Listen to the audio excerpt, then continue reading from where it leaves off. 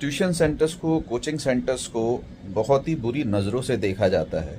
और स्पेशली एक वक्त ऐसा आता है साल में जिस टाइम इनकी बुराई सबसे ज़्यादा होती है। स्कूलों की बुराई सबसे ज़्यादा होती है। लूट मार मच रही है, ये कर रहे हैं।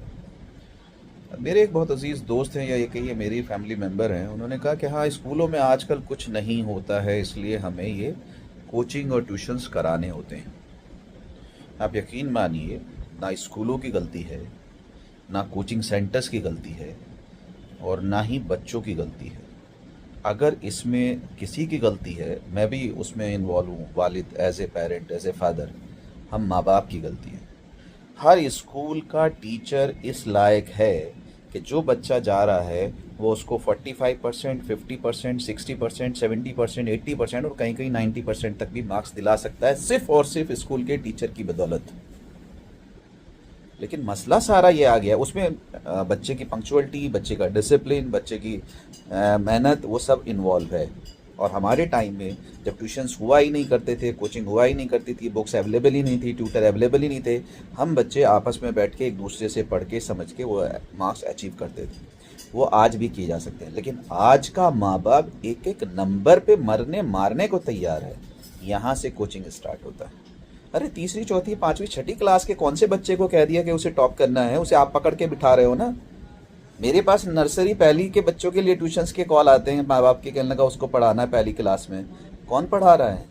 माँ बाप ने ये जिम्मेदारी लेनी पड़ेगी, और माँ बाप का ही ये किया कराया है। माँ बाप भेज रहे हैं इन कॉलोनीज़ में और इन शहरों में पढ़ने के लिए उसे ट्यूशन पढ़ने, चाहे आप वो कोटा कह लीजिए, सीकर कह लीजिए, या जितने भी इदारे कह लीजिए, माँ बाप भेज रहे हैं। क्यों नहीं अपने सामने रख के उसे 45, 50, 60, 70, 80% पे आप मुतमईन होते हैं?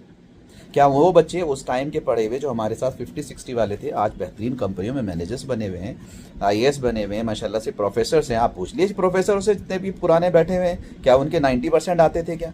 अपनी मेहनत से वो 50, 60, और उतना भी अगर बच्चा ग्रैप्स कर रहा है, वो मोर देन इनफ होता है।